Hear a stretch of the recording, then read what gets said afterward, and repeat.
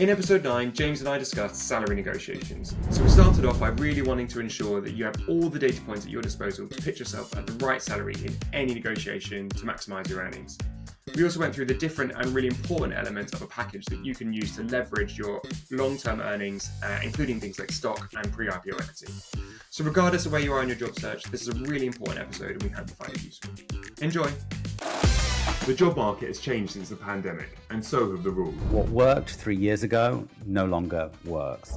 There's so much more noise out there and so much contradictory advice. We're here to help you cut past the noise and decode the new rules. And to guide you to your next opportunity. We're going to give you our shared expertise and help you figure out how to make the most of this post-pandemic talent market. So join us on this journey if you're open to work. Hello, James. Hi, Matt. Yeah, we're here for, I think this is episode 9 of the first series of Open to Work. And blimey, it's been a journey, like taking this live and recording all the episodes and learning from you and listening to kind of our audience, talk about their experience of their job searches as well in our various different channels. And it's been really great sitting down every week and going, how can we help people navigate this job market? And I think that is really the core of like what this podcast is. Every single week, we want to try and ensure that you're walking away as a candidate with one piece of advice, at least, hopefully more than that, but at least one piece of advice from experienced recruiters on how to navigate this job market. And then also hopefully kind of hearing just about other people's perspectives and knowing that you're not in this alone. I think if we were to summarize that the core essence, it's probably those two elements for me. And I think seems like people are saying we're doing that. But also, I think it comes down to that fundamental truth. When you try and help other folks, you actually end up helping yourself along the way. And we started this because we wanted to help folks navigate the post-pandemic job market because it is really difficult. But also, you and I are both navigating the market in real time ourselves. And I think it's been helpful for both of us that whilst we've been sharing our knowledge with other folks, it's also helped us to continue to navigate whilst we find, the right next role for both of us. Yeah, I completely agree. It's like we've had either in the conversations that we have outside of the podcast or in the podcast, we sort of do kind of mini coaching sessions with each other. And I always learn. I'm always adding more to my kind of bank of knowledge by having these conversations, and I find that I'm hopefully able to like articulate myself slightly better, and I'm learning from you every single time that we speak. And I think that's been a lovely journey to go on for this first series as we've got to know each other better. So talk to us. What's happening in your job search this week? This week, I think that I've seen that the market for me has gone slightly better. I think it's still slow. Last quarter, from really honest, I struggled. I was really struggling with how few opportunities I was kind of getting. I think I did one, maybe 2 interviews. One of them I wasn't successful, and the other one completely ghosted me, and they were a FTSE 100 business. And so I found it challenging mentally to continue the search and to kind of continue to push with that resilience. And I'm very fortunate that I've had stuff like this to keep me focused and stuff like my coaching to keep me focused as well, because it really means that you feel like you're being productive. And I urge people kind of all around the world to try and find something in your day that's going to keep you productive outside of just searching for jobs, because it's such a horrible and daunting prospect really to wake up every single day and have to do that. But I feel fortunate at the moment to have a couple of leads for new opportunities, and I don't think I'll be recording any episodes soon where I announce any change of status, but it makes me feel more optimistic that I don't think there's a change happening in any systemic way in the market, but that there are at least more jobs out there than there were, a few months ago. Businesses aren't growing at the rate that they were growing 2 years ago. And I saw a really interesting article about the top 10 growing software companies in the world. And whilst they're all growing by kind of 10 to 30%, 2 years ago, they were growing at 60 to 120%, some of the fastest growing software companies in the world. And so that difference of 30% is the difference we're seeing in roles coming out across the market in the software space, and is the difference between a business kind of holding steady or maybe growing by 5% of headcount or 10% of headcount versus growing at 40% of headcount year on year. And that's teams. When we're talking about a multi-thousand person company, saying that you're going to grow by 1 or 2% of headcount is literally a team's worth of recruiters if you've got 10,000 people. Mm. And I think it's important to see, when you start to see those numbers coming at scale, you start to see the size of the TA transition problem and why there are so few roles available right now for folks who work in recruiting. Because if you revise your forecast down by 2%, that's the TA headcount that you would have hired. Alderson James are one of the leading people and talent agencies. Since 2013, they've been responsible for over 1,000 people and talent hires, including one in a company that I used to work at. They helped me hire my head of technology TA. So I know the guys there pretty well. They've been responsible for scaling some of the most innovative companies in the UK and the EU. Also recently just launched in the US. So even folks in your neck of the woods now, James, can get involved for contingent, retained, and executive search. And they also now do embedded through AJX. So they can do it all.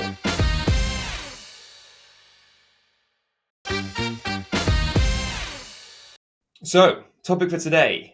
We talked last week about salary, and I think we got into some really good kind of understanding of like what the actual compensation package looks like, what the bands you have to play with. But maybe you could give us like a quick recap about salaries, and then we're going to move on to the kind of core topic, which is how to negotiate through and what levers we can pull when negotiating a salary. Yes. And whilst my most recent experience has all been Fortune 500, corporate America, I think because those type of environments tend to have the most rigorous frameworks, it's useful to speak in those terms, even though it might not apply quite so rigorously to the market as a whole, because smaller businesses tend to have more flexibility than large organizations. Yeah. But understanding how large organizations do it, I think, is a really useful framework for helping folks think about pay, rations, and what they can negotiate. When we're talking about the 3-part compensation paycheck: base, bonus, and long-term incentive, which is typically stock, the area with the least amount of flexibility is base pay, because of all the things we talked about in the previous episode, that pay is, first of all, there's the overarching: do they pay at the market median? Do they pay lower quartile? Do they pay upper quartile? So there's the overarching philosophy that the company adheres to. Then there's the architecture underneath that. So the pay bands that run horizontally through the organization, the job families that run vertically down the pay bands, then the market qualifiers, whether that's 3 or 5 regions within the United States, and then country level pay bands beyond the US. There's a lot behind the base pay number. And then, of course, the individual circumstances of the role, maintaining internal equity, all of that stuff. There's a fairly narrow range when a recruiter goes to market for a new role, and they already know before they open the job roughly where that role needs to land. And it can be as narrow as $20,000, right? Like, they might go to market knowing that they can pay anywhere from $140,000 to $160,000, but they're ideally looking to bring it in at $150,000. That's how precise it gets. So I guess this kind of goes into our core topic, which is negotiating and how to negotiate your salary. And congratulations if you're at the stage, and hopefully this is really helpful. But let's start off with, like, I see quite a few of these sorts of posts online, predominantly by kind of career coaches that say, I help my client get a $50,000 pay increase, and I can help you too. Here's the story. Like, what validity is there in those sorts of, like, what realistically, how is that person impacting the client's ability to get that offer at the end of the day, if what you're saying is true? Unless they're actually showing people's W-2s to validate their claim, I think it's highly unlikely, and they're just trying to sell their services. Now, that being said, in this country, there are some very significant pay gaps. And if you're a woman, you're going to earn less than a man. And if you're a woman of color, you're going to earn the least of all. It is completely egregious, but that is the reality of the gender and race pay gaps in America. we are trying to make strides forward with legislation that's currently only happening at the state level. There's no federal legislation that governs any of this. But the two pieces of legislation that are doing the most to advance pay equity are pieces of legislation in places like California, where I live, that say that you are not allowed, as an employer, you are not allowed to ask potential employees what they currently make. And the reason for that is that if you ask someone what they make right now and you base your offer on that, what you can be inadvertently doing is perpetuating existing pay inequity. So if someone is already being paid below market and therefore you base your offer on a 20% increase on what they're making right now, to the individual, that might feel great because they're getting a 20% pay increase, but it's still perpetuating the fact that they're paid below market because they are a woman or a person of color or both. So in California, that's now unlawful. You can't ask someone what they make. And currently, 11 states in the US have some form of pay transparency legislation, which in the most progressive states say that employers now have to advertise the pay rate for jobs. It is the goal that the accumulation of all of this will help to eradicate pay inequity. We are a long way from that. And so, if you identify with a historically underserved or marginalized group, I would definitely advocate for doing as much research as possible to understand what prevailing pay rates are where you live, because where you live has an effect on pay, and for your specific job role. Because, and I don't necessarily advocate that you need to pay someone to do this for you, but the data shows that if you identify in those groups, you are likely to receive less pay than a straight white man, for example. And so I don't want to sound like I'm speaking out of both sides of my mouth here, in that, pay bands and pay rates are broadly fixed when folks are going to market, but pay inequity also still exists. So it's really take time to kind of understand what the compensation philosophies are being applied locally in your area. And you can do that by, hopefully, if you live in an area that's got pay transparency, you can go and look that up. And if not, hopefully you can see other businesses that have at least applied pay transparency to your area as a result of having to do it in other areas. So if you have a business that operates in California and also operates in a state that doesn't have pay transparency, they're probably going to just do pay transparency everywhere because it's easier for them to. Well, it depends. I appreciate that it depends, but it is. I've worked with businesses that have just decided to switch it on across the board and have built it out across all of their states. It's easier for them functionally to do that. A statewide pay transparency approach that they can mechanize in the back end. Which, to be clear, is the right thing to do. However, without naming names, I have worked for companies very recently that chose not to do that. So even though they operate in every state in the United States, they are currently only moving to pay transparency in the states where they have to. And so what you can do is check for jobs in states with pay transparency. If the company that you're applying to operates in multiple states, and in your state, pay transparency hasn't happened yet, and the roles that they're advertising aren't using pay transparency in your state, check New York, check California, and see if they're doing pay transparency there, if they have roles posted. If that company that you're applying to doesn't either operate in those states or doesn't have any roles posted, you can also check their competitive set. So who are the 4 or 5 businesses that they would normally compete with? Check their career sites to see what they're doing. That's the best you can do at this point. If you ever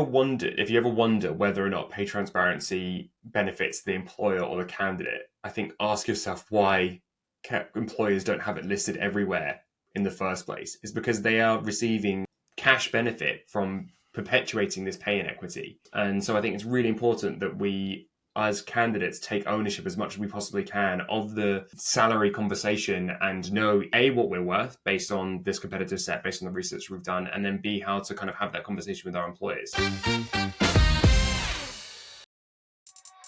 James, tell us about our American sponsor. Many of the legacy ATS products don't use AI in any meaningful way, which is what is so innovative about mojohire.ai. It is an overlay that you can add to your existing ATS that helps you better discover candidates that are already there and reduces discovery time by up to 90%. Their comparative AI tool is a real game changer, and you can learn more at mojohire.ai. When in the conversation with the recruiter or going through a process, should we be talking about salary? So I would say before you even start applying for jobs, you want to understand, is what you're currently making, is it commensurate with what the prevailing market rate is for your job role in the place that you live? And whilst there isn't a great amount of information available, there is more than there has ever been. And so state pay transparency laws are a great first step. And as we've already discussed, even if the companies that you're applying to don't have jobs listed in those states, check out their competitive set. The thing that you have to bear in mind, though, is because the laws are also new, companies are figuring out exactly how they can comply with those laws. And because large organizations operate on pay bands, that gives them a certain amount of latitude to comply without necessarily fully complying. For example, it is lawful, even in California, for a company to post a range showing from the bottom of the band to the lower quartile. And actually, most employees will be somewhere between the lower quartile and the median. And so when they're showing that range, they're complying with salary transparency, but what they're also showing is probably the minimum salary that someone could expect to earn in that role. And so it can be a useful indicator, but it's not full transparency necessarily. And then on the other extreme, what's also legal or lawful is some companies are showing ranges from $50,000 to $600,000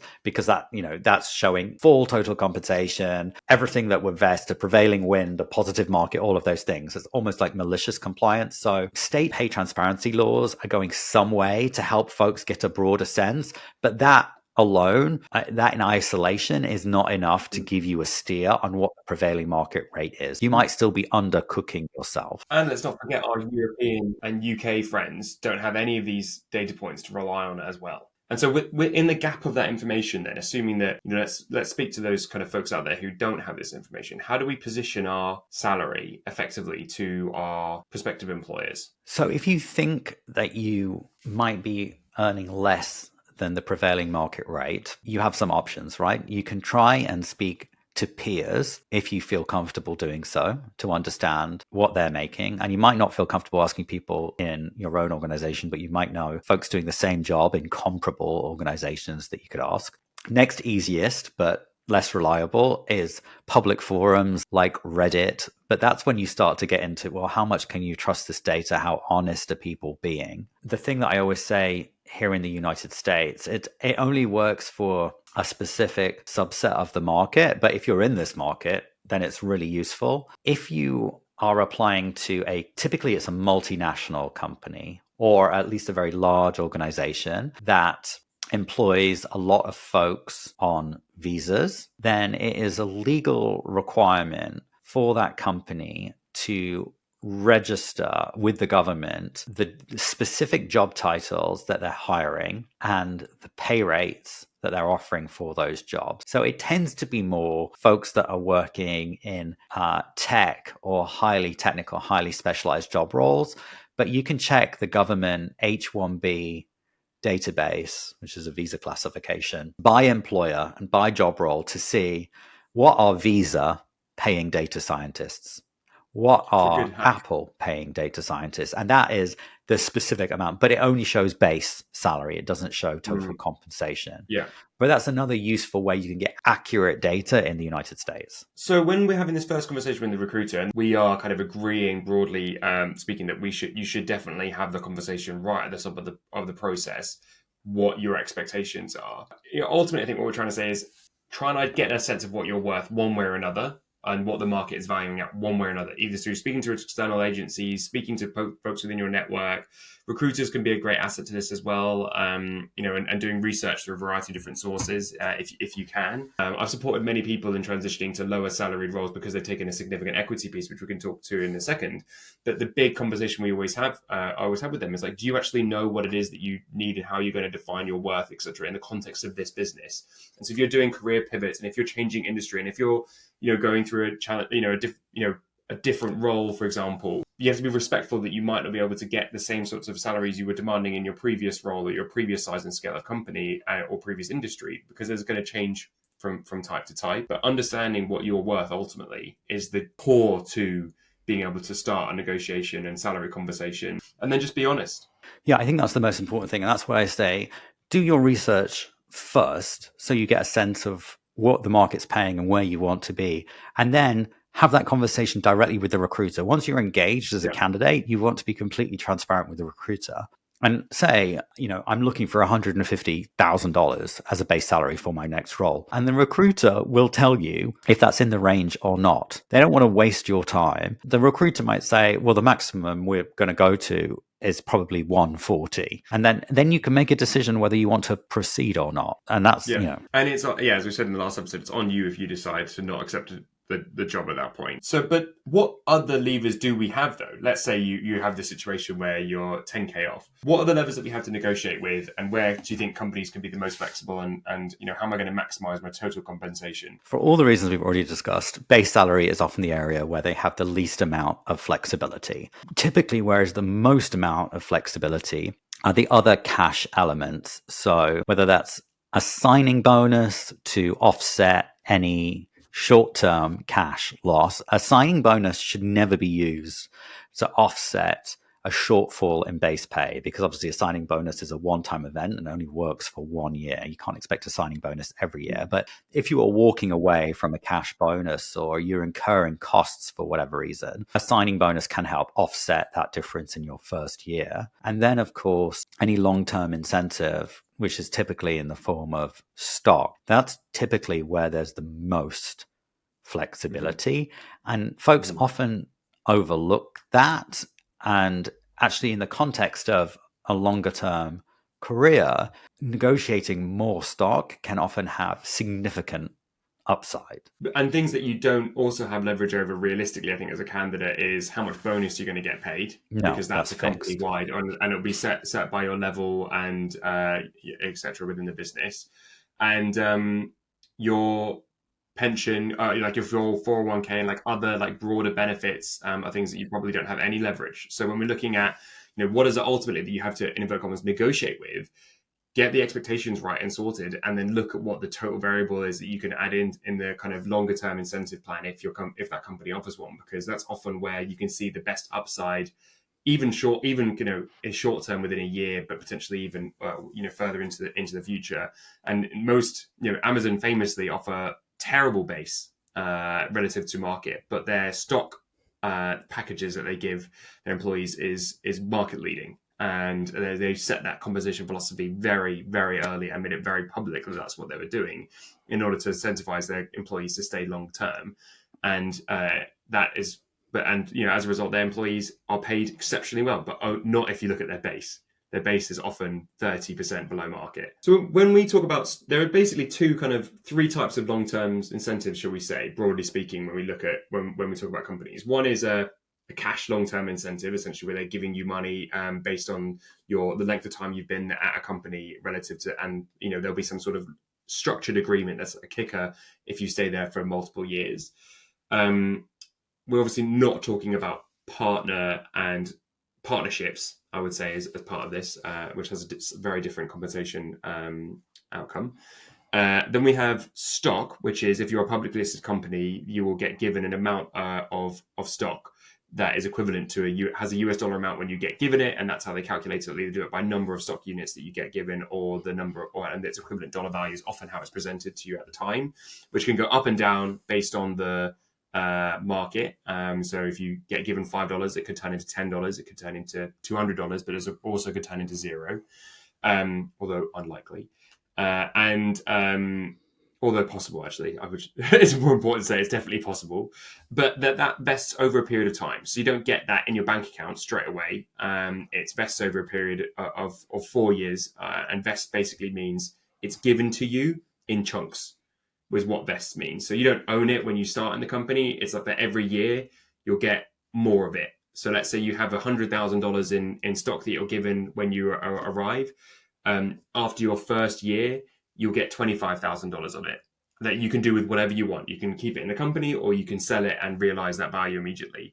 And so when we're talking about these negotiation points, having $5,000, $10,000 extra of stock can actually come back and return real value to you and your kind of household income within a year, and then potentially on a rolling basis after that as well. And I'm sure you're going to jump in there, but I'll just do the last one, is what we call equity. And basically that means you own a percentage of a company that isn't yet listed. It's all stock, right? It's all equity. The long-term incentives, whether the company is already publicly traded or whether it's pre-IPO or pre-acquisition, you own stock in the company.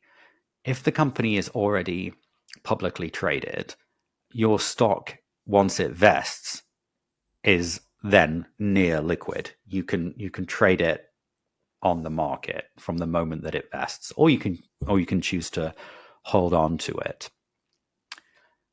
In a company that hasn't yet been acquired or gone public, you still have stock that will vest, and then as it vests, then you own that amount of stock in that company. And if there is a liquidity event, an acquisition or an IPO, then you can potentially see significant upside depending on the earnouts of all the other stakeholders in the business. Increasingly, there are vehicles to make that pre-IPO stock near liquid, even if there hasn't been a liquidity event, but it does get a little bit complex. Folks kind of have to make a choice. If you work for a publicly traded company, you have a much clearer idea of how much you're going to be making year over year, and that stock is liquid. Folks often here in Silicon Valley make the choice to go work for a startup to earn less than they would if they were working for a company that has already had a liquidity event, because they're chasing the chance for that significant upside, right? Like when Coinbase IPO'd and everyone became a millionaire. But that rarely happens.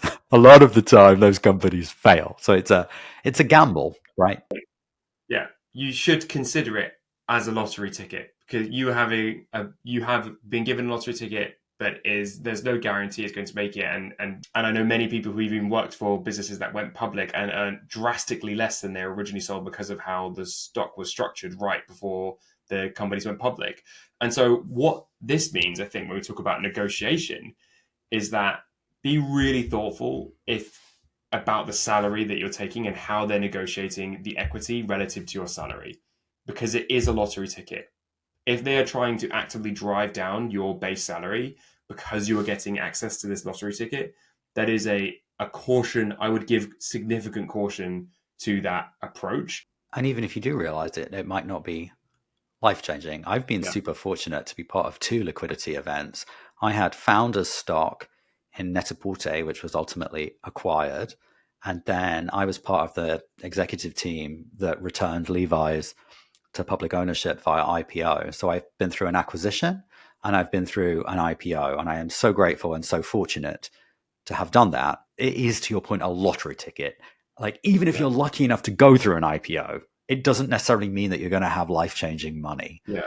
And I think a lot of folks get oversold. They're going to join this startup, work 100-hour weeks and become millionaires. If that happens, fantastic. But just be aware that it's the exception, it's not the rule. Yeah, I completely agree, and it's worth just having that level of caution because I've worked with founders that have and spoken to many founders through my career that have really pushed people to take significant drops below what is equivalent to market rate for those roles because they believe, obviously, because they're the founders of this business, and this is going to go and become the next Google or the next Amazon. But the reality was that that's not the case, and I think that is a fine line where we need to understand like what is it that we're actually negotiating here.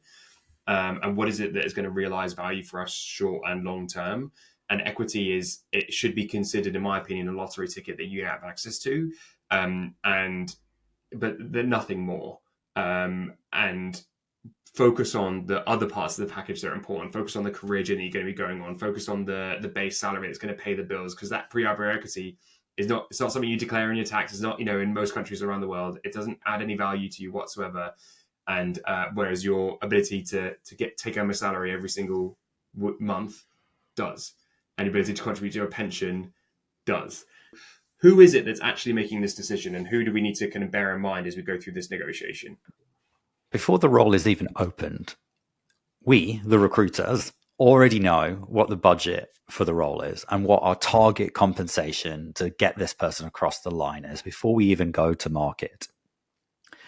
And that's why throughout the process, the recruiter is going to be qualifying that what we can offer is in line with your expectations because recruiters are incentivized on both filling jobs and also acceptance rate. And so they want to make sure that if you are going to receive an offer, that you are going to accept because that's what they're incentivized on, number one.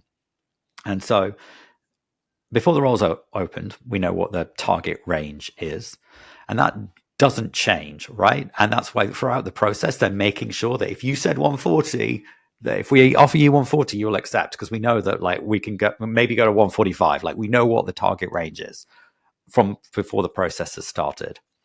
When it comes to getting ready to extend an offer, the HR person, the hiring manager, and the recruiter are typically the three decision makers that are involved. For more senior roles, there will be someone from compensation as well. So another HR person. And what happens in that discussion is re-looking at what is the budget we opened the role at? Where is everybody else in the existing team? Because we have to maintain internal equity. And what does this person bring? As in, level of skills, number of years of experience, however that organization benchmarks talent, where does this person, you, the candidate, where do you sit in comparison to everybody else on the existing team? And that's the thing that formulates the offer. And there are kind of memes out there that of recruiters, presenting a candidate being are really, really qualified. Can we offer, and then the hiring manager saying, can we offer them 10K less or than their expectations are? What's your feeling on this narrative? And again, I can only speak for large enterprises.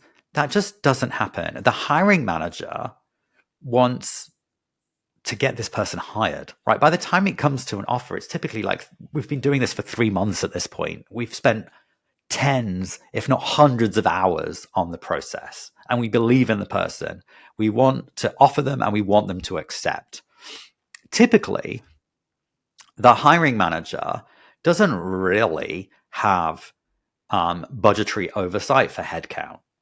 It's typically the HR person that's responsible for that. And if anyone is pushing for a lower salary, it will be the HR person because they have to maintain the overall headcount budget for the department.